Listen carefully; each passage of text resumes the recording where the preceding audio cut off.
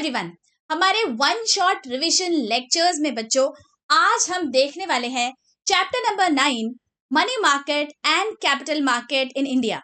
बच्चों I hope you have gone through all the previous chapters. ये जो quick revision series है I have designed in such a way that बहुत कम समय में आपका एंटायर चैप्टर रिवाइज हो जाएगा along with short codes, as well as we are also discussing all the questions from past year question papers as well as from your textbook. तो अगर आपने अभी तक कोई lectures नहीं देखे हैं, make sure that you go through those lectures because यहाँ पे आपका पूरा syllabus complete हो जाएगा अगर आपने ये सारे one shot series देख लिए तो। I guarantee you that ये one shot series बच्चों आपके लिए game changer साबित हो सकता है। So without any further delay, let's begin with today's chapter number 9. Let us look at the first question. Choose the correct option. Number 1. Method of quantitative credit control. अब जो RBI है वो quantitative as well as qualitative credit control करता है बच्चों। Quantitative credit control short में समझना है तो जो volume control होता है उसे हम कहते हैं quantitative credit control, और quality मतलब अलग अलग सेक्टर्स में कैसे पैसा जाना चाहिए उसे जो आरबीआई कंट्रोल करती है उसे हम कहते हैं क्वालिटेटिव मेजर्स। तो यहाँ पे हमें क्वांटिटेटिव मेजर्स पूछे गए हैं। Let us look at the options. Bank rate, open market operations, cash reserve ratio and credit rationing. यहाँ पे क्वांटिटेटिव क्रेडिट कंट्रोल के मेजर्स कौन से हैं? Bank rate yes, open market operations yes, cash reserve ratio yes, but credit rationing is under qualitative credit control and that is why हमारा option आएगा A, B and C। बच्चों अगर अभी आपको याद नहीं आ रहा है ये don't worry, we are going to discuss this entire chapter later on. और अगर आपको चाहिए दैट किसी एक पर्टिकुलर टॉपिक में आपको कोई भी डाउट है, मैंने जो बहुत डिटेल में ये सारे टॉपिक्स एक्सप्लेन किए हुए हैं, I am giving the link of the playlist here, you can go and check that well, can go and check it out as well. Okay, आगे factors which are working in unorganised money market. First, money lender, commercial banks, hundi and chit fund. अभी unorganised money market है तो money lender is one of them. Commercial bank तो organise sector है। Hundi yes and chit funds yes, तो हमारा answer आ जाएगा A, C and D, option 4। Give economic term. Deposits withdrawable on demand. हमें पता है डिपॉजिट्स के दो प्राइमरीली टाइप होते हैं, demand deposits and time deposit. जो डिमांड पे विड्रॉ हो सकते हैं उसे हम कहते हैं demand deposit. Okay, next, debt instrument issued by companies or the government as a means of borrowing long term funds. Debt instrument है और long term funds चाहिए तो इसे हम कहते हैं बच्चों bonds. Okay, next, shares of a company held by an individual or a group. इसे हम क्या कहेंगे? इसे कहते हैं हम equity shares. Developmental financial institutions were established to dash. ये जो डीएफआईज है वो क्यों एस्टैब्लिश हुए थे? Let's see. Provide short term funds, develop industry, agriculture and other key sectors, regulate money market, regulate capital market. तो ये चारों में से what do you think is the correct answer? ये डेवलप हुए थे सेक्टर्स के लिए, सो यहाँ पे हमारा आंसर आएगा development of sectors, option number B. आगे, money market faces shortage of funds due to dash. Money market में शॉर्टेज ऑफ फंड्स क्यों होता है? Let us see. Inadequate savings, growing demand for cash, presence of unorganised sector and financial mismanagement. अगर shortage है इसका मतलब savings कम है, so inadequate savings is our answer. Next, individual investors have lost confidence in the capital market due to dash. हमारा confidence क्यों कम हो गया है? Let us read. Lack of financial instruments, high transaction cost, low returns या financial scams. हमने देखा था ये because of increasing financial scams investors have started losing confidence in the capital markets. Okay, next, commercial banks act as intermediaries in the financial system to dash. First, make profits, second, accelerate country's economic growth, third, mobilize savings and allocate them to various sectors, and fourth control credit. So primary function क्या होता है यहाँ पे, savings को mobilise करना, so mobilise savings and allocate them to sectors. चलो next question number 2, complete the correlation.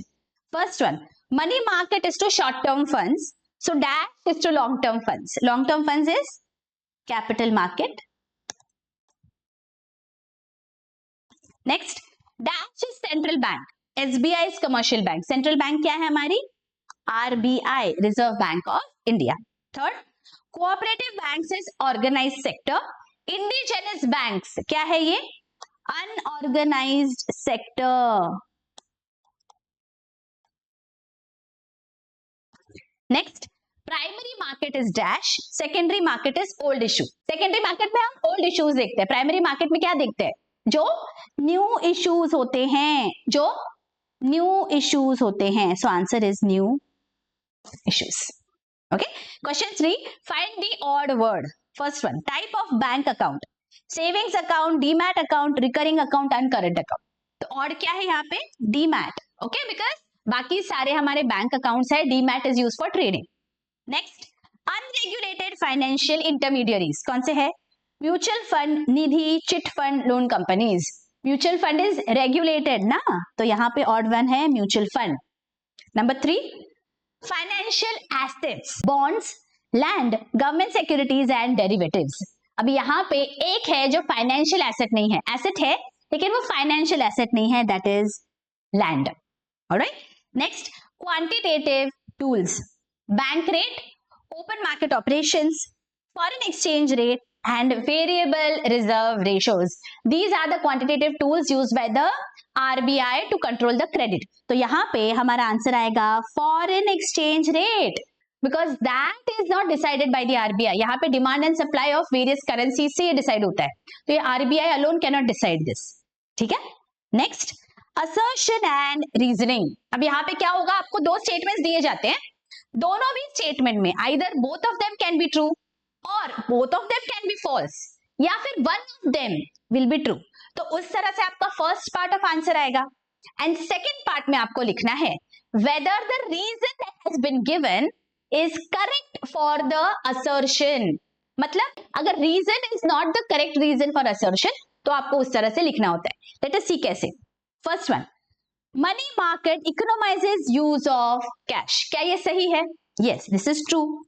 Reasoning, money market deals with financial instruments that are close substitutes of money.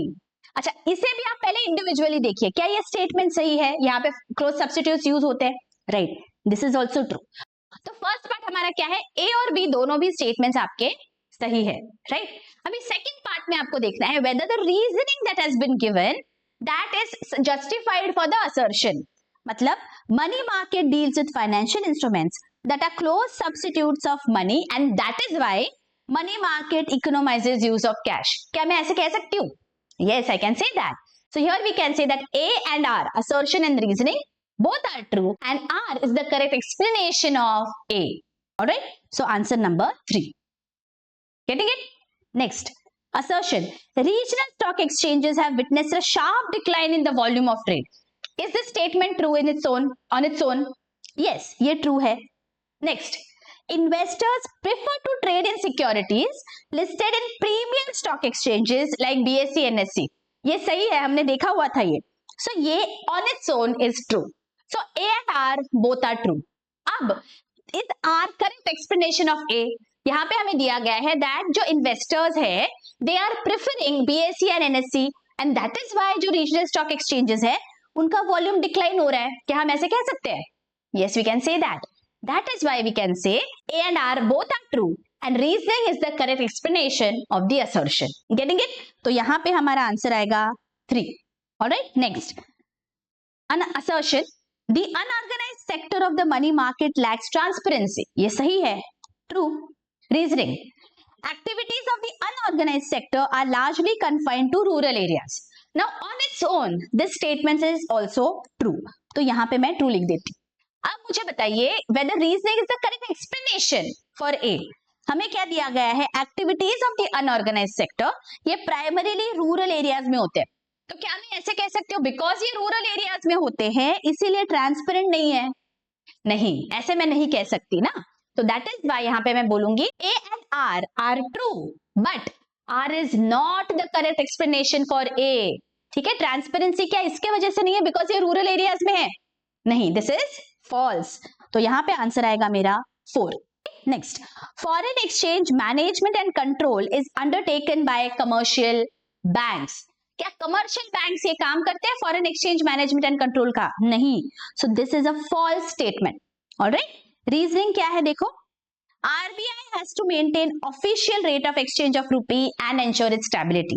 This is a true statement, right? अभी already आपका जो assertion है वो ही false है, तो explanation की तो कोई गुंजाइश ही नहीं होती है, right? यहाँ पे आपका आंसर आएगा A is false and R is true.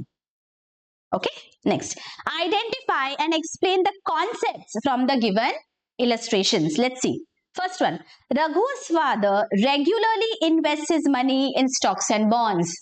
अगर ये रेगुलर इन्वेस्ट कर रहे हैं तो this concept is known as investment in stock exchange. हमारे पेरेंट्स भी ये करते हैं, right?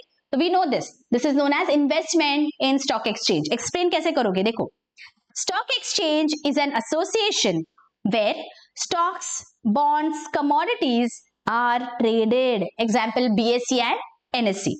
The stock exchange is an important constituent of the capital market. Hence, this illustration where Raghu's father, again आपको question repeat करना है, where Raghu's father invests in stocks is an example of investment in stock exchange. Alright, इस तरह आपका answer complete होगा बच्चों। Okay, चलो next. Sarah makes a monthly contribution to a fund jointly created by her friends. The collected fund is then given to a chosen member through lucky draw. Monthly contributions होता है, तो इसे हम क्या कहते हैं? ये अनऑर्गेनाइज सेक्टर है, इसे हम कहते हैं चिट फंड्स, राइट? हमने ये देखा होगा, तो इसे हम बोलेंगे chit funds. Answer, explanation, chit fund is a constituent of unorganised money market in India. Chit fund is an unregulated financial intermediary in which members make regular contributions to the fund. Bids and draws are made on some criteria mutually agreed upon by the members. Accordingly, the fund is given to the chosen member. Chit fund कैसे operate करते हैं? सब मिला के एक pool इकट्ठा करते हैं और 1 by 1 ड्रॉज निकालते हैं, तो जिसका नाम निकलेगा उसे वो पैसा उस महीने में मिल जाएगा या उस पीरियड के लिए मिलेगा, अगले पीरियड में किसी और का नाम निकलेगा, है ना? So this is known as a chit fund. This is a part of the unorganised money market. ठीक है, तो आपको लास्टली वापस क्वेश्चन रिपीट करना है। Hence this illustration where Sarah makes a monthly contribution refers to a chit fund.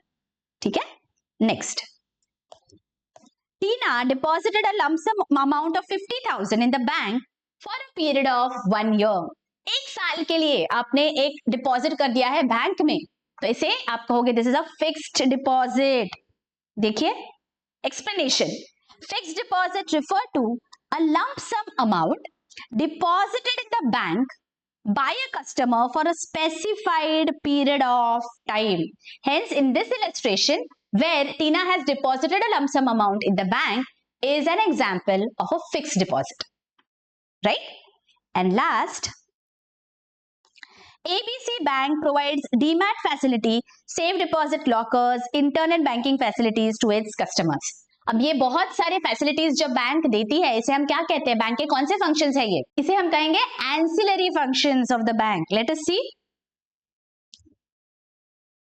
ancillary functions of commercial banks. Explanation, commercial banks provide a range of ancillary services including transfer of funds, collection of money, merchant banking, making periodical payments on behalf of customer, foreign exchange, safe deposit lockers, DMAT facility, internet mobile banking etc. तो कितने सारे functions है, देखिए ये सारे क्या है?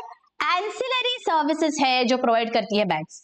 Hence, in this example where the ABC Bank is provided so and so service is an example of ancillary functions of a commercial bank. Is this clear? Now let us move to the next question. क्या पूछा गया है?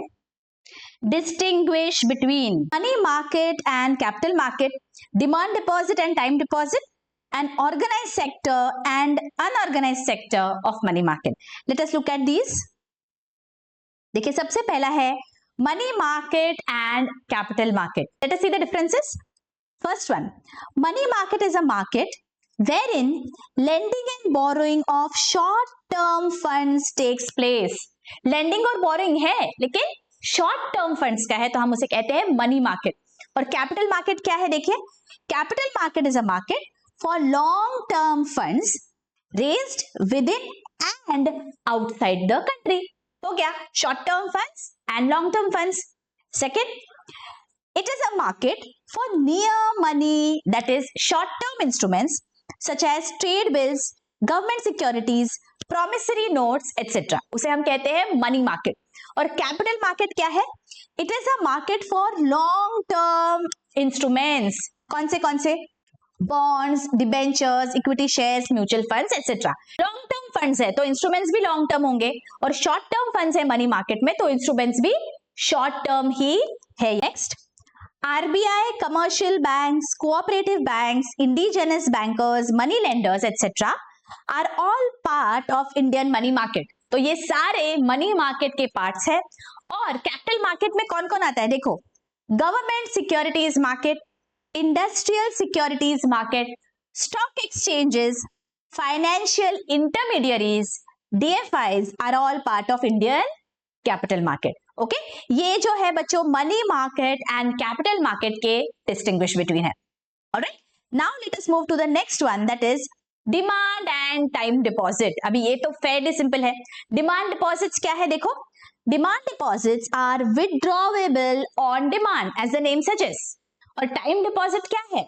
After a certain period of time जो repayable होते हैं उसे हम कहते हैं टाइम डिपॉजिट. अब जो डिमांड डिपॉजिट्स है they are in the form of current account and savings account deposit और जो टाइम डिपॉजिट्स है they are in the form of recurring deposits and fixed deposit. Correct?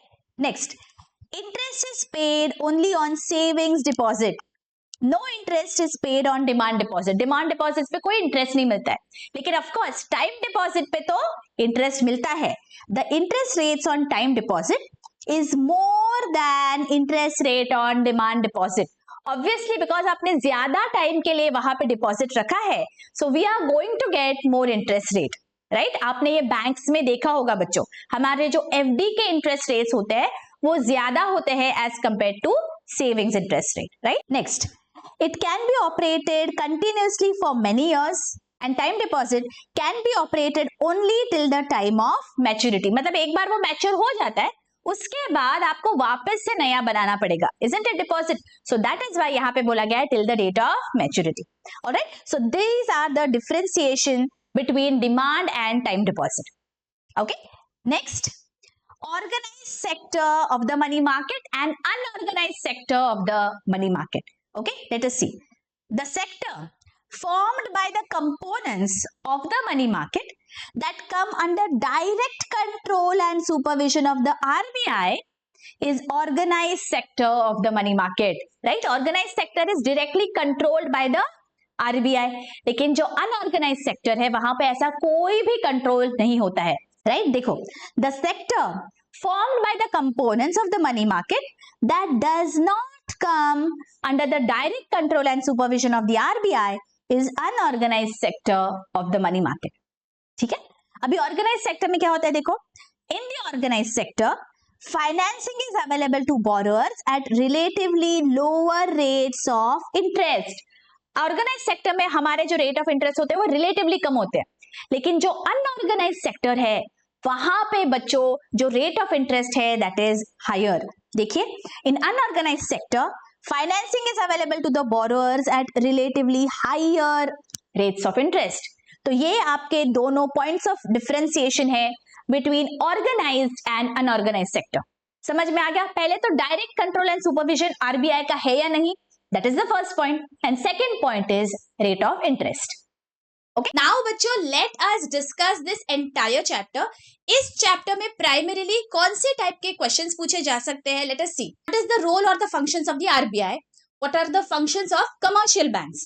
What is the role of money market and what is the role of capital market? And also what are the problems faced by these markets and what are the reforms for these markets. तो ये हम quickly revise कर लेंगे along with short codes. So let's start. Okay, देखिए money market and capital market in India. तो जो Indian financial system है बच्चों, वहां पे 4 हिस्से हैं. Financial institutions, financial market, financial instruments and financial services. तो इस चैप्टर में हम फाइनेंशियल मार्केट को स्टडी करने वाले हैं. Let us see. Financial market refers to a market where sale and purchase of financial assets such as bonds, stocks, derivatives, government securities, foreign currency etc. is undertaken. किसी भी market में क्या होता है? There is sell and purchase. तो वही यहाँ पे होता है. But the commodities here are financial instruments. Okay, financial markets का डिवीजन होता है मनी मार्केट और कैपिटल मार्केट में. So now let us see कि मनी मार्केट क्या है. Money market is a market for lending and borrowing of short term funds. अगर short term के फंड्स लेंड और बोरो होते हैं तो वो मनी मार्केट हो जाता है, और लॉन्ग टर्म के फंड्स अगर लेंड और बोरो होते हैं तो वो कैपिटल मार्केट कहलाता है. It's a market for near money, that is short term instruments such as trade bills, government securities, promissory notes, etc. Such instruments are highly liquid, less risky, and easily marketable with a maturity period of 1 year or less than 1 year. Okay? तो इस तरह से short term funds में हम deal करते हैं under money market. The money market in India is dichotomous by nature. मतलब दो चीजें यहाँ पे है. There is an organized sector as well as unorganized sector. The organized sector includes Reserve Bank of India, commercial banks, cooperative banks, etc. तो ये सब हो जाते हैं organized. And unorganized sector comprises of indigenous bankers, money lenders, unregulated non-bank financial intermediaries, etc. तो अभी one by one हम organized as well as unorganized sector को देखेंगे. Organized sector में सबसे पहले आता है बच्चों Reserve Bank of India. This is the apex bank of our country. Let us see. Every country in the world has a central bank which is at the apex of the banking system. सबसे high होता है Reserve Bank का status. It is entrusted with the responsibility of regulating money market in the country. Regulate करना होता है पूरे money market को. Reserve Bank of India is the central bank of our country. RBI was set up on the basis of the recommendations of the Hilton Young Commission. RBI Act of 1934 provides statutory basis of the functions of RBI. ये सब आपको पूछा जा सकता है objective type में बच्चों. देखिए, RBI commences operations on 1st April 1935, even before independence. देखो, as private shareholders bank, it was nationalized on 1st January 1949. This is the most important constituent of the money market. तो ये कुछ हमें trivia दिया गया है about RBI. Alright, now let us see कि कौन सी functions perform करती है RBI. What is the role of RBI? देखिए, functions of RBI. इसे याद करने के लिए हमारा जो शॉर्ट कोड है बच्चों, that is CBI, PF and O. C से स्टार्ट होता है बच्चों दो चीजें, controller of credit and collection of data. As a supreme banking authority of the country, RBI has the power to influence the volume of credit created by commercial banks. मतलब कितना create होगा credit, ये पूरा के पूरा control RBI कर सकती है. It also monitors the purpose or use of credit. मतलब कितना क्रिएट होना चाहिए, वो कहाँ यूज होना चाहिए, कौन से सेक्टर्स में होना चाहिए, ये सब कुछ RBI रेगुलेट करती है. It controls the credit in the economy. Quantitative methods such as bank rate, open market operations, variable reserve ratios such as CRR, SLR, etc. control the volume of credit created. अब इसको detail में मैंने explain किया हुआ है बच्चों इस lecture में. If you want you can go through that lecture as well. यहाँ पे बच्चों we have to quickly revise, so that is why we are not going into much detail.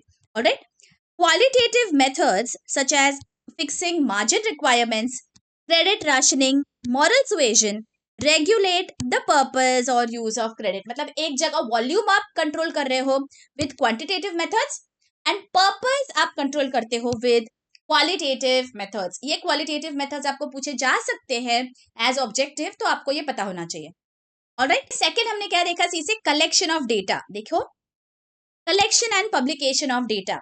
RBI collects and compiles statistical information related to banking and other financial sectors. तो ये collect भी करता है पूरी information, तो controlling credit and collecting information. Next is CBI. B stands for banker to the government and bankers bank. Let us see, banker to the government. RBI acts as a banker, agent and advisor to the government. तीन चीजें हैं, banker भी है government का, agent भी है and adviser भी है। It transacts business of both central as well as state governments. It accepts money as well as makes payments on behalf of the government. किसी के बिहाफ पे हम जब काम करते हैं तो हम क्या कहलाते हैं, एजेंट कहलाते हैं। इसीलिए हमने बोला है that RBI is also the agent of the government. Next क्या है, it also undertakes management of public date.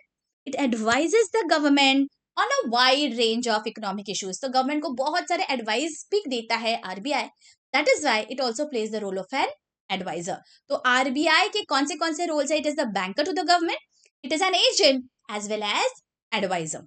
Next है बच्चों बी से, bankers bank. RBI exercises statutory control over commercial banks. Commercial bank को पूरी तरह से रेगुलेट करता है आरबीआई। अगर उन्हें कभी पैसों की जरूरत होगी तो वो आरबीआई के पास जा सकते हैं। इसीलिए हम कहते हैं RBI is the banker's bank. देखो, all scheduled banks are compulsorily required to maintain certain minimum of cash reserves with the RBI against their demand and time liabilities. इसे हम कहते हैं बच्चों कैश रिजर्व रेशो। कुछ रिजर्व रखना पड़ता है हर बैंक को आरबीआई के पास। Okay, RBI provides financial assistance to banks in the form of discounting of eligible bills. हमने अकाउंटेंसी में देखा है, जो बिल्स डिस्काउंटिंग होता है उसमें RBI helps the other banks. So it is a bankers bank. Next point है बच्चों CBI. I stands for issue of currency notes. This is such an important feature. RBI क्या करता है, ये सब जो भी करेंसी है मार्केट में उसे इशू करता है। Let us see. RBI has the sole right to issue currency notes of all denominations except 1 rupee note and coins.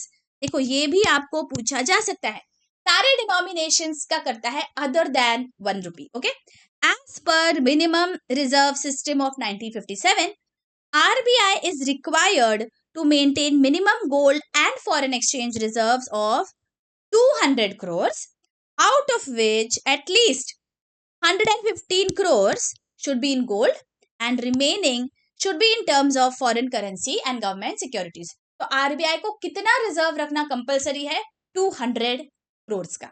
Issue of currency notes is one of the important functions of RBI. Next है CBI PFO. P से आता है promotional and developmental functions. Let us see. Point number 7.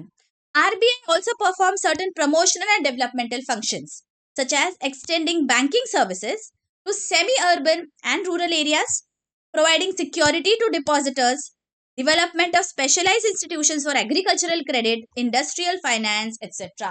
तो कोई particular sector को अगर promotion की जरूरत है तो वहां पे भी आरबीआई कंट्रोल करता है थ्रू डिफरेंट एजेंसीज, अलग अलग sector specific agencies, institutions RBI monitor करता है सो दैट एक पर्टिकुलर सेक्टर का भी विकास हो सके। तो these are the regulatory functions of the RBI. And next is foreign exchange reserves. देखिए, custodian of foreign exchange reserve. RBI acts as a custodian of country's foreign exchange reserves. It has to maintain the official rate of exchange of rupee as well as ensure its stability. ये बहुत important है, हमारी जो रुपी है उसका stability maintain करने के लिए RBI has to walk a very tight rope. It has to ensure that हमारी जो करेंसी है as compared to other currencies of the world, उसकी जो वैल्यू है वो स्टेबल रहे, वो बहुत फ्लक्चुएट ना हो। Okay, RBI also undertakes to buy and sell the currencies of all other members of the IMF. And last is others. Other function क्या है? Let us see. RBI acts as a clearing house for settling accounts between its member banks. मतलब जो अलग अलग banks है हमारे country में, उनके लिए when they have to settle their accounts between each other, RBI उनको help करता है. It acts as a clearing house. As a lender of last resort, it also provides liquidity to banks experiencing financial difficulty. अगर किसी bank में कोई financial crunch है तो RBI goes to help that bank and it is therefore called as the lender of last resort. तो ये सारे हैं बहुत important functions of R RBI, जो शॉर्ट कोड है हमारा that is CBI PFO. Okay, next है बच्चों कमर्शियल बैंक्स। क्या होते हैं commercial banks? Commercial banks act as intermediaries in the country's financial system to bring the savers and investors together. मतलब बहुत सारे लोग हैं जो सेविंग्स करते हैं, तो वो बैंक में जाके पैसा जमा करते हैं और उस पैसे से कमर्शियल बैंक्स उन लोगों को लोन देती है जिन्हें पैसों की जरूरत है फॉर देयर पर्सनल पर्पसेस या फिर किसी इंडस्ट्री या फैक्ट्री के लिए। यहाँ पे क्या होता है, जो क्रेडिट है वो एलोकेट होता है अलग अलग सेक्टर्स में। तो ये जो कमर्शियल बैंक्स है इसके प्राइमरीली क्या टाइप्स है, let us see. Commercial banks are classified into 4 categories: public sector, private sector banks, regional rural banks and foreign banks. तो ये जो सारे कमर्शियल बैंक्स है इनका एक्चुअली फंक्शन क्या है, ये हम अभी देखते हैं बच्चों। Functions of commercial banks. अभी सबसे पहला फंक्शन कमर्शियल बैंक्स का क्या है, एक्सेप्टिंग डिपॉजिट्स। लोगों से पैसा एक्सेप्ट करना, that is the first function of the commercial banks. Deposits constituent the main source of funds for commercial banks. Savings lead to creation of deposits, right. हम और आपके जो सेविंग्स है वो हम क्या करते हैं, बैंक में जाके जमा करते हैं, तो ये कॉन्स्टिट्यूट करता है as a source of funds for the bank. अभी ये जो डिपॉजिट्स है इसके प्राइमरीली 2 टाइप्स है, demand deposits and time deposit. अभी डिमांड डिपॉजिट नाम में ही लिखा हुआ है, मीनिंग क्या है देखिए, deposits that are withdrawable on demand are known as demand deposit. जब भी हमें पैसों की जरूरत है हम जाते हैं बैंक में और पैसा विथड्रॉ करते हैं, तो वो जो टाइप ऑफ डिपॉजिट होता है उसे हम कहते हैं demand deposit. They are in the form of current account and savings account. Current account is usually opened by businessman, corporations, industrial houses, trusts, etc. They are provided with overdraft facility. जो current account holders होते हैं, जो businessman होते हैं, उनको overdraft facility दिया जाता है। फॉर एग्जाम्पल, अगर उनके अकाउंट में 100 रुपीज है, दे कैन विदड्रॉ 105 या 110 depending on the overdraft facility. ये जो ओवरड्राफ्ट है ये शॉर्ट टर्म के उनके फंड्स के नीड मीट करता है, बट ये सेविंग्स अकाउंट में ये फैसिलिटी नहीं दी जाती है बच्चों। Okay, savings account are operated by a large number of people, particularly the salaried class, small traders etcetera, who wish to save a part of their income with the bank. तो ये हो गए demand deposits. Now what do you mean by time deposits? Deposits that are repayable after a certain period of time are known as time deposits. They are in the form of RDs and time deposit. RD मतलब recurring deposit, जो बार बार हम deposit करते हैं। Recurring deposit refers to a deposit wherein a customer deposits a fixed amount at regular intervals for a specified period of time. बार बार कुछ fixed amount जब हम deposit करते हैं हम उसे कहते हैं recurring deposit. Then what is the meaning of fixed deposit? Fixed deposit refers to lump sum amount deposited by a customer for a specified period of time. Compared to all other deposits, fixed deposits carry a high rate of interest. वो lump sum है और वो एक particular period के लिए होता है, इसलिए हमें उस पर इंटरेस्ट भी ज्यादा मिलता है। ये तो सबसे पहला फंक्शन है कमर्शियल बैंक्स का, accepting deposits from the public. तो सेकेंड फंक्शन क्या है, let us see. Providing loans and advances. हम और आप जो लोन्स लेते हैं ये हमें प्रोवाइड करता है कमर्शियल बैंक। जब भी हमें बोरोइंग्स की जरूरत होती है वो हमें पैसा देता है bank.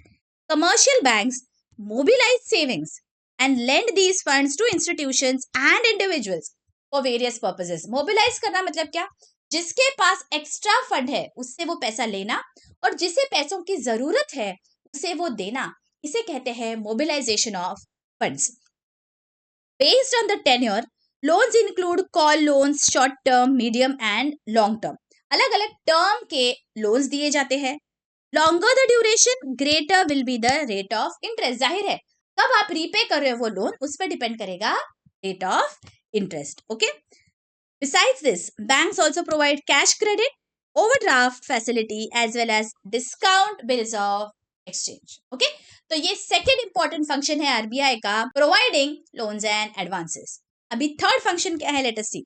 Ancillary functions. Commercial banks also provide a range of ancillary services such as transfer of funds, collection of money, making periodical payments on behalf of the customer, merchant banking, foreign exchange, safe deposit lockers, demat facility, internet banking, mobile banking etcetera. अभी ये सब हम use करते हैं बच्चों। Mobile banking, internet banking, demat की facility, ये सब हमें प्रोवाइड करती है हमारी बैंक। तो ये सब हो जाते हैं ancillary functions. And lastly it is credit creation.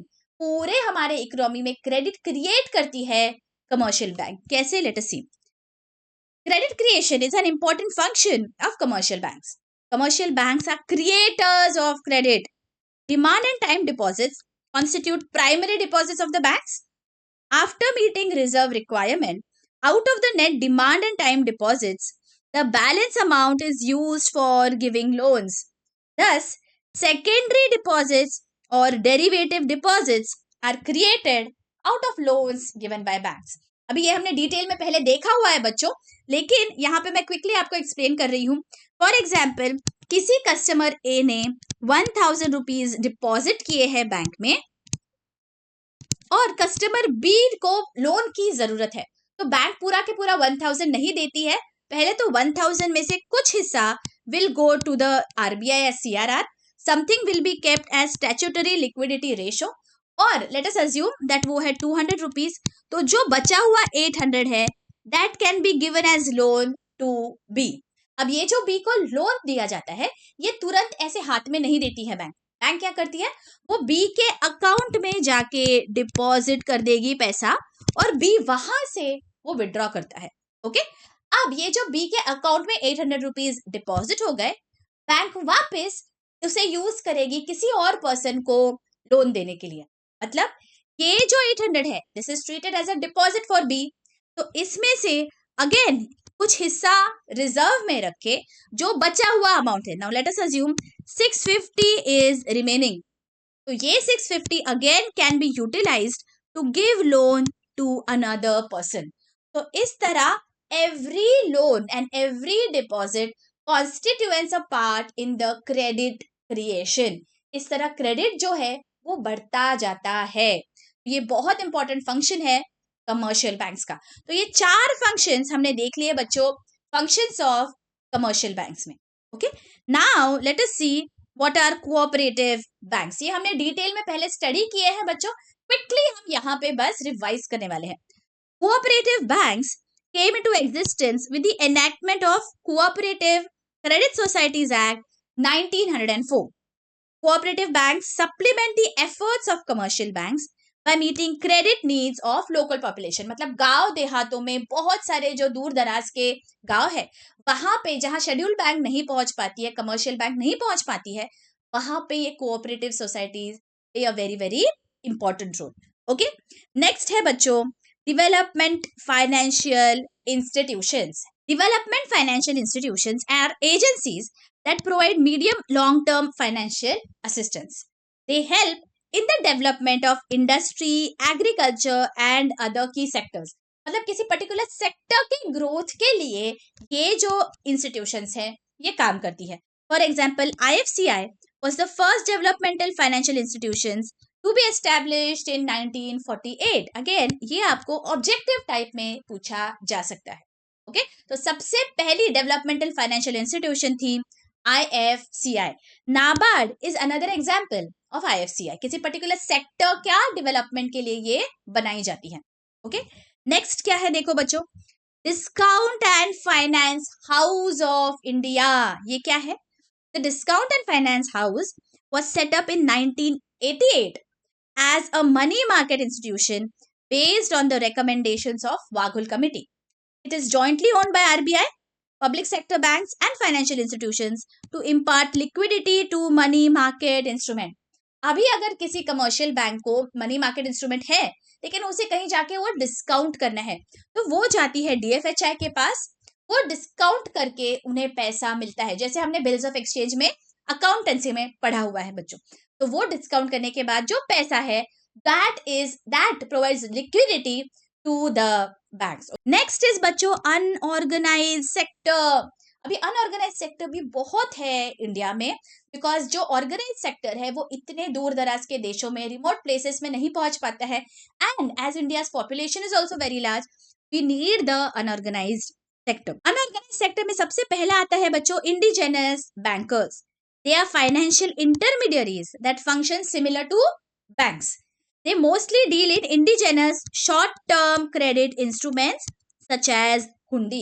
Hundi is a type of bill of exchange only. और ये जो banks है, they function like a bank, पर वो actual bank नहीं होते हैं. The rate of interest differs from one market to another. Indigenous bankers are mostly confined to certain social strata. वहाँ पे low income group है बच्चों, वहाँ पे generally ये indigenous bankers play an important role. Next type of unorganized sector is money lenders. देखिए, they mostly operate in villages. Money lenders usually charge a high rate of interest. ये हमने बहुत बार देखा है बच्चों, हम मूवीज में भी देखते हैं, हिंदी मूवीज में, that ये जो साहूकार होते हैं ये बहुत बार लोगों को एक्सप्लॉइट करते हैं, because though they give the loan, they charge a very high rate of interest. The loans provided by money lenders are for both productive as well as unproductive purpose. Agricultural laborers, small and marginal farmers, artisans, small traders usually borrow money from money lenders. ये जो छोटे छोटे income groups है वो generally money lenders के पास जाते हैं, because उनके पास इतने एसेट्स नहीं होते हैं दैट वो गिरवी रखे बैंक के पास और वो पैसा ले सके. ओके, नेक्स्ट इज बच्चों unregulated non bank financial intermediaries. ये कौन से हैं? Let us see. They include chit funds, nidhi and loan companies. अभी चिट फंड क्या होता है बच्चों? For example there are 10 people, वो डिसाइड करते हैं दैट हर महीने हम 100 रुपीज इकट्ठा करेंगे, तो टोटल हो जाता है 1000 रुपीज, राइट? और ये 1000 रुपीज टर्न बाय टर्न एक एक के पास जाएगा एवरी मंथ, तो इसे कहते हैं बच्चों चिट फंड. ऑलराइट, आगे. Chit funds mostly operate in Kerala and Tamil Nadu. Nidhi is also a type of mutual benefit thriving on the contribution of its members. ऐसा ही सिमिलर होता है कॉन्सेप्ट निधि का भी. Okay, loans are provide to members at reasonable rates of interest. Loan companies are finance companies. अभी एक और होता है which are known as loan companies. ये भी क्या करते हैं? Generally they are set up to finance different sectors of the society. लेकिन ये सारे जो है they are part of an unorganised sector. यहाँ पे कोई भी रेगुलेशन ऑफ द आरबीआई नहीं होता है. Now let us see what is the importance या what is the role of money market in India. Role of money market in India याद रखने का हमारा शॉर्ट कोड है एग स्लिप. ई से स्टार्ट होता है बच्चों. दो functions, equilibrating mechanism and economises use of cash. Let us see. Equilibrating mechanism. Point number 4. Through rational allocation of resources and mobilization of savings into investment channels, money market helps to establish equilibrium between demand and supply of short-term funds. ऐसा section जिनके पास extra पैसा है, जिनके पास savings है, और ऐसा section जिन्हें पैसों की जरूरत है, इन दोनों के बीच में एक बैलेंस हो जाता है, बिकॉज इनका एक्स्ट्रा पैसा इनके पास जाता है और इनके जो नीड्स है वो यहाँ पे सेटिस्फाई हो सकते हैं. तो allocation and mobilisation of resources हो पाता है because of money market. Okay, next है economises use of cash. Let us see. Money market deals with various financial instruments that are close substitutes of money and not actual money. Thus, it economizes the use of cash. बहुत सारे जो instruments है money market में वो ऐसे हैं they are actually equal to money. Actual hard cash नहीं है, but ऐसे instruments है जो quickly money में convert हो सकते हैं. तो ये हो गया दूसरा function of the money market in India. Next क्या है देखो, एग. जी से वापस दो फंक्शंस है, financial requirement of the government and growth of commerce and industry. तब गवर्नमेंट के भी रिक्वायरमेंट्स फुलफिल होते हैं और कॉमर्स एंड इंडस्ट्री का भी ग्रोथ होता है इससे. Let us see. Financial requirements of the government.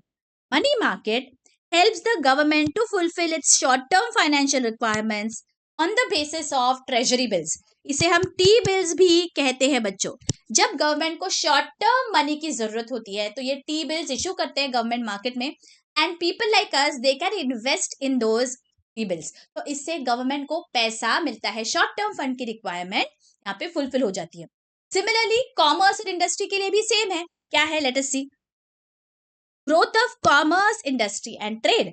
Money market facilitates discounting bills of exchange to local and international traders who are in urgent need of short-term funds. It also provides working capital for agriculture and small-scale industries.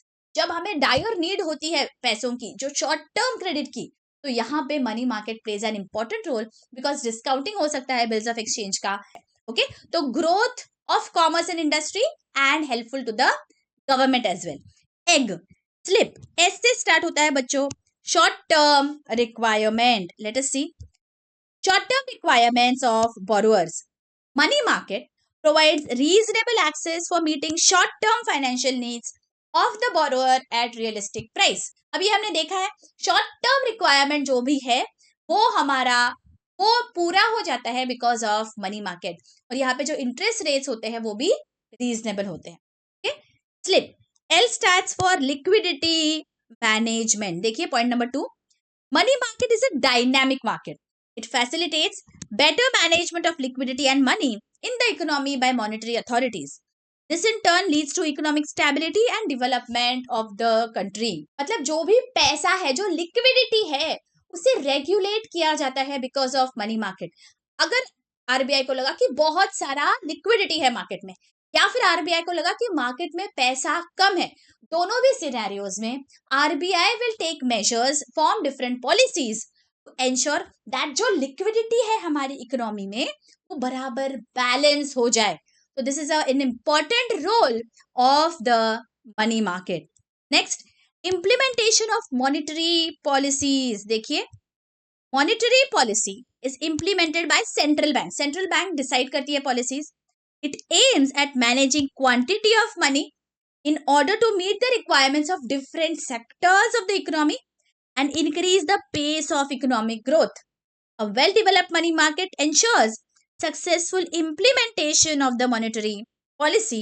It guides the central bank in developing appropriate interest policy. RBI क्या करती है बच्चों, अलग अलग measures लेती है for ensuring that ये जो liquidity है market में ये बराबर से रहे, और जहां जहां पैसों की जरूरत है वो सेक्टर्स को बराबर पैसा मिलता रहे। अलग अलग क्वांटिटेटिव एंड क्वालिटेटिव मेजर्स लिए जाते हैं आरबीआई से, और इंटरेस्ट रेट को भी आरबीआई डिक्टेट करती है दैट कितने इंटरेस्ट रेट पे लोन मिलना चाहिए etcetera. This implementation forms an important function of money market. Next, portfolio management. देखिए point number 3, money market deals with different types of financial instruments that are designed to suit the risk and return preferences of the investors. This enables investors to hold a portfolio of different financial assets, which in turn helps minimizing risk and maximizing return.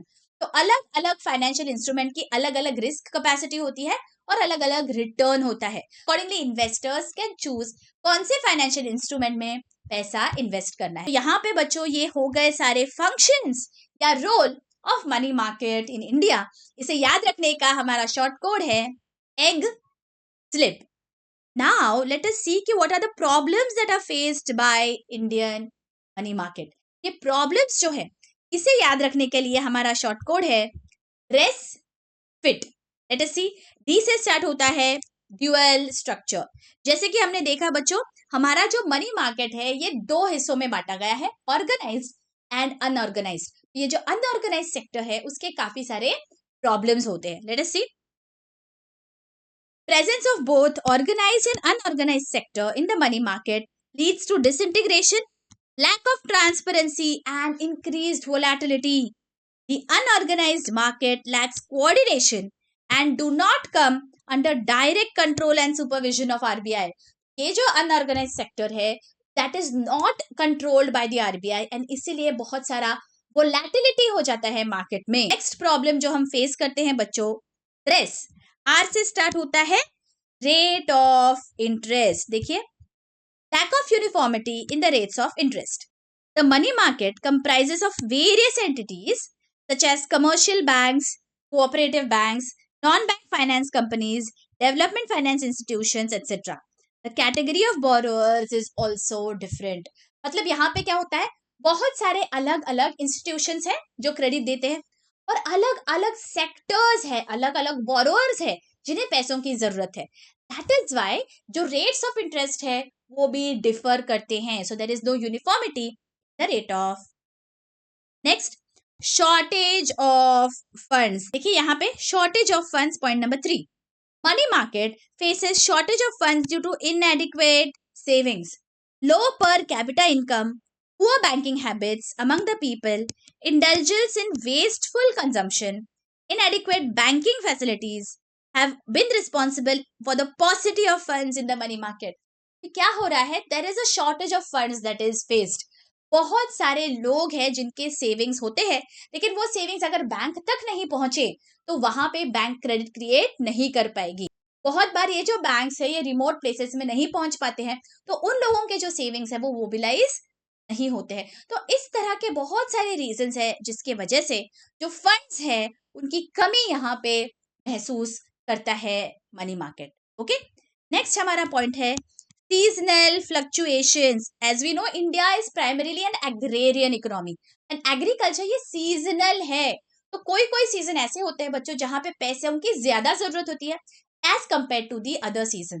ऐसे time पे demand बहुत ज्यादा बढ़ जाता है, कई बार satisfy भी नहीं हो पाता है. देखो, demand for funds varies as per season. During peak season from October to June finance is required on a large scale for various purposes such as trading in agricultural produce, investment in business activities, etc. This results in wide fluctuation in the money market. इसलिए बहुत सारे up and down होता रहता है. Next, financial inclusion and technological upgradation. Let us see. Lack of financial inclusion. Banking facilities in the country are still inadequate and inaccessible to vulnerable groups such as weaker sections and low income group. This shows lack of financial inclusion. बहुत सारे low income group है उन तक अभी तक banking facility नहीं पहुंच पाई है, उन्हें इस पर्टिकुलर मनी मार्केट का कोई भी फायदा अभी तक नहीं हो पाया है. And lastly, delays in technological upgradation. Use of advance technology is a prerequisite for the development and smooth functioning of financial market. अगर नई नई टेक्नोलॉजी हम यूज करते हैं तो डेफिनेटली इसका फायदा होता है कंज्यूमर्स को as well as entire economy को.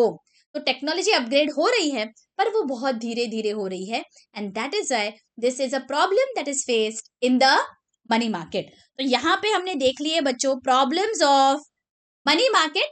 हमारा शॉर्ट कोड है ड्रेस फिट. एंड लास्टली ये सारे जो प्रॉब्लम्स है इन्हें फेस करने के लिए क्या रिफॉर्म्स है मनी मार्केट के. Let us quickly see. Reforms introduced in the money market. Following are some of the important reforms introduced in the money market. Introduction of new instruments such as T-bills of varying maturity periods, commercial papers, CDs and money market mutual funds. तो बहुत सारे अलग अलग instruments यहाँ पे money market में available है अलग अलग टर्म पीरियड के नीड्स को सेटिस्फाई करने के लिए. Okay, next, RBI repos and reverse repos were introduced under liquidity adjustment facility. Repo rate और रिवर्स रेपो रेट भी यहाँ पे इंट्रोड्यूस किया गया so that liquidity of the banks is taken care of.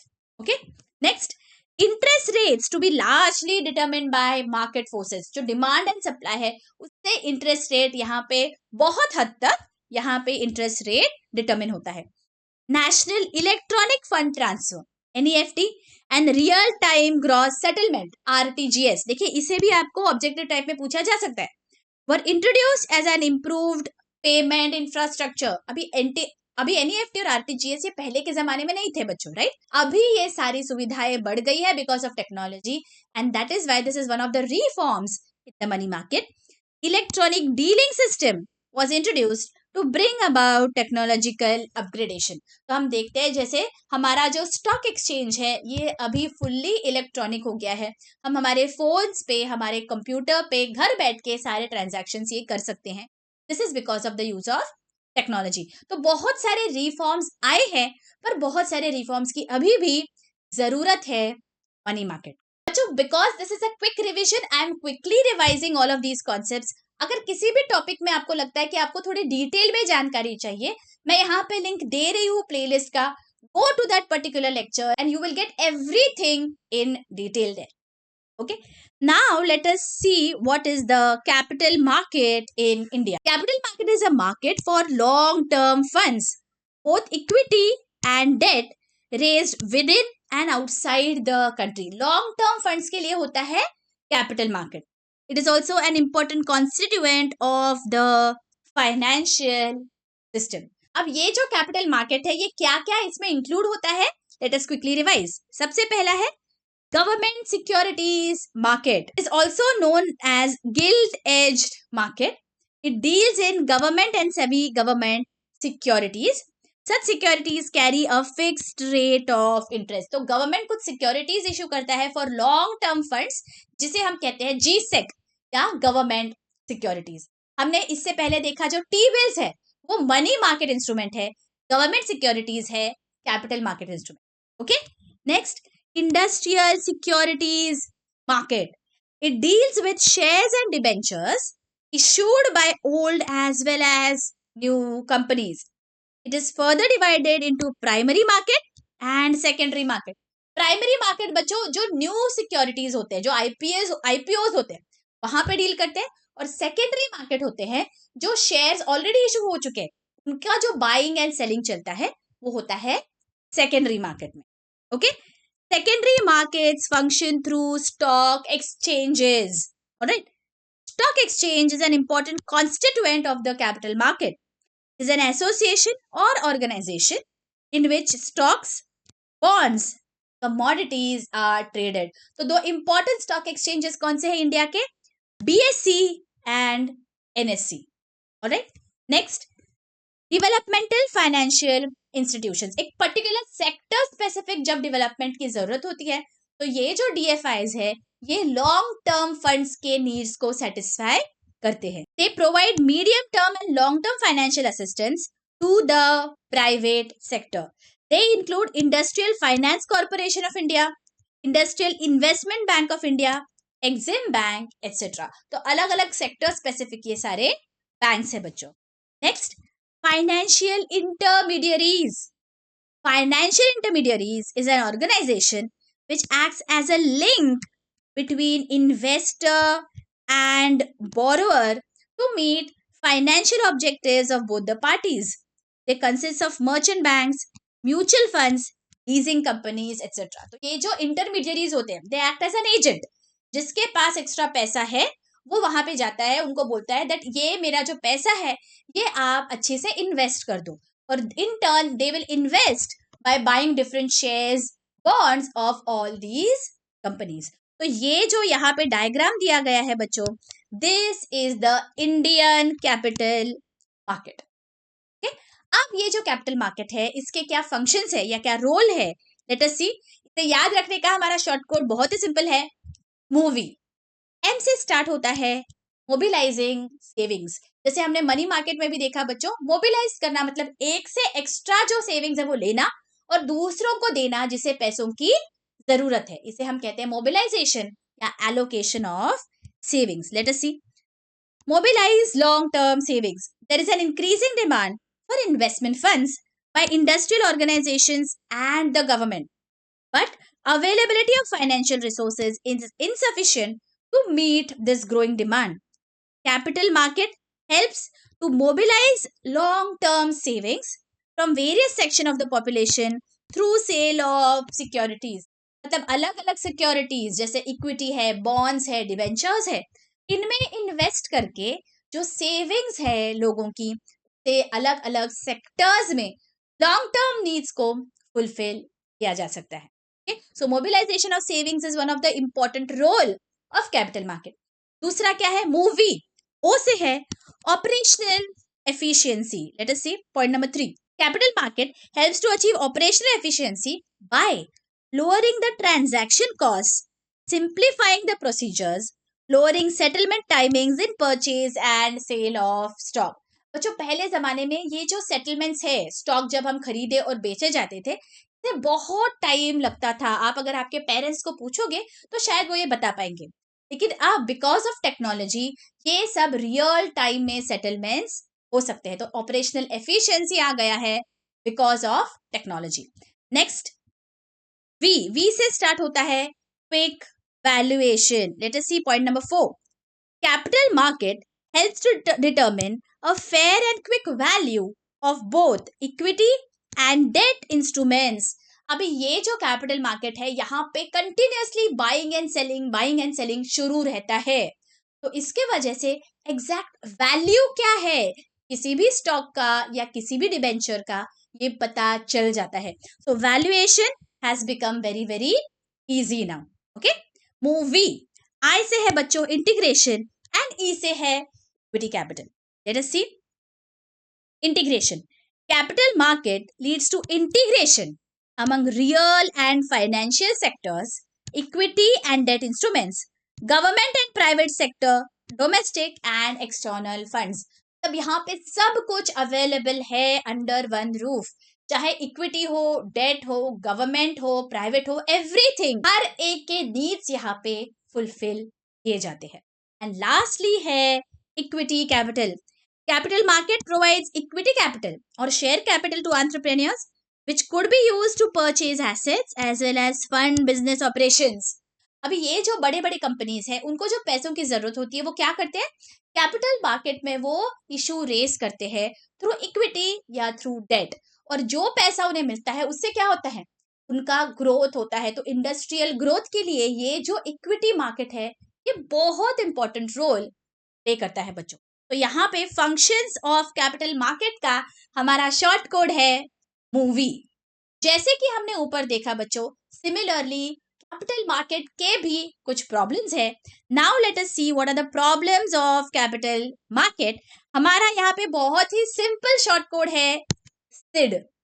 S से स्टार्ट होता है scams. अभी हमने देखे हुए बच्चों बहुत सारे घोटाले भी होते हैं कैपिटल मार्केट्स में, सो इसलिए कहीं ना कहीं इन्वेस्टर्स को थोड़ा डर लगा रहता है। Let us see increasing number of financial frauds have resulted in irreparable loss for the capital market.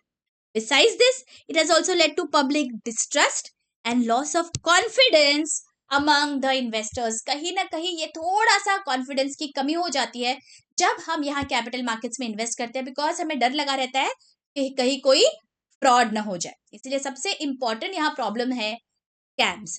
Next है बच्चों SID। आई से स्टार्ट होता है insider trading and information efficiency. देखिए, insider trading and price manipulation, बहुत सारे ऐसे लोग होते हैं जिन्हें ये जो कंपनी की सेंसिटिव इंफॉर्मेशन है ये पहले से पता हो जाती है, और ये इंफॉर्मेशन को अगर वो मिसयूज करेंगे तो फिर इसे हम कहते हैं insider trading. Insider trading means buying और selling of a security by someone who has access to non-public information or unpublished information for personal benefit. Price manipulation or price rigging, on the hand, means to raise the prices of shares through buying and selling of shares within certain individuals themselves for personal gains. या फिर कोई individuals क्या करते हैं, वो एक cartel form कर लेते हैं and because they have lots of resources वो किसी एक पर्टिकुलर या कुछ पर्टिकुलर शेयर्स को टारगेट करेंगे and they will keep buying या they will keep selling.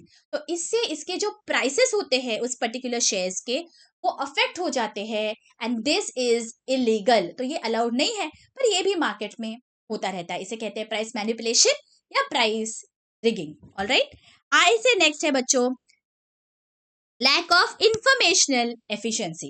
A market is said to be informationally efficient if a company's stock prices incorporate all the available information into the current prices. However, stock market in India lacks informational efficiency compared to advanced countries. अभी यहाँ पे बहुत बार information जो है वो inadequate होती है and that is why this is a problem that is faced by the capital market. Alright? Next है बच्चों डी से debt instrument and decline in volume of trade. देखिए, inadequate debt instruments include bonds, debentures, etc. There is not much trading in the debt securities due to narrow investment base, high cost of issuance, lack of accessibility to small and medium enterprises. इन चीजों के वजह से जो debt instruments हैं उनमें हमें ज्यादा trading देखने को नहीं मिलता है as compared to the equity market. Okay, and last है बच्चों डी से decline in the volume of trade. Regional stock exchanges have witnessed a sharp decline in the volume of trade because investors prefer to trade in securities listed in premier stock exchanges like BSE and NSE. बहुत सारे regional stock exchanges भी है बच्चों, but because investors का जो confidence है ये BSE और NSE में ज्यादा है, that is why investors prefer to invest in those securities जो यहाँ पे लिस्ट किए गए हैं. Okay, so these are the problems that are faced by the capital market in India और हमारा short code है very easy, SID. And lastly, what are the reforms that the capital market has undertaken? Let us see. SEBI, Securities and Exchange Board of India, was established in 1988 but given powers in 1992 to protect interests of investors and promote development of securities market. Because उस दौरान इतने सारे बड़े बड़े scams हो गए बच्चों, that is Y SEBI का इनकॉर्पोरेशन हुआ तो इन्वेस्टर्स का इंटरेस्ट प्रोटेक्ट होगा और जो मार्केट है वो प्रॉपरली फंक्शन करेगा. ओके, नेक्स्ट है बच्चों national stock exchange. The leading stock exchange in India was established in 1992.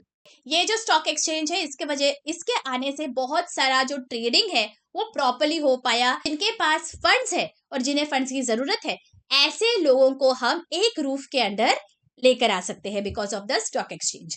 Next, computerised screen based trading system was introduced as a part of modernisation. जैसे कि अभी हम देखते हैं हम अभी कंप्यूटर पे ही सारा ट्रेडिंग कर सकते हैं. पहले के जमाने में ये फिजिकल फॉर्म में होता था बट अभी ऐसे करने की जरूरत नहीं है. Next, Demat account has been introduced since 1996 to facilitate easy purchase and sale of shares by the investors through electronic method. तो हम ये भी जानते हैं that all the shares are purchased in an electronic form. अभी hard copies की जरूरत नहीं होती है. Next, increased access to global funds by Indian companies was permitted through ADRs and GDRs. जो global funds है वो भी अभी इंडिया में आ सकते हैं by investing in ADRs and GDRs. And next is Investor Education and Protection Fund was established in 2001 to promote investors awareness and protecting the rights of investors. Because इतने सारे scams होने लग गए, Investor Education and Protection Fund का यहाँ पे establishment हुआ है बच्चों. So with this, we complete this entire chapter, बच्चों. I hope you have gone through the revision lectures of previous chapters as well. मुझे comment section में जरूर बताइए बच्चों that ये जो quick one shot series है ये आपको कैसे help कर रही है आपके studies में. I am taking these efforts to ensure that कम समय में आप ये पूरा syllabus complete कर पाओ बच्चों. Let me know in the comment section. मिलती हूँ आपको next lecture में. Till then, keep studying.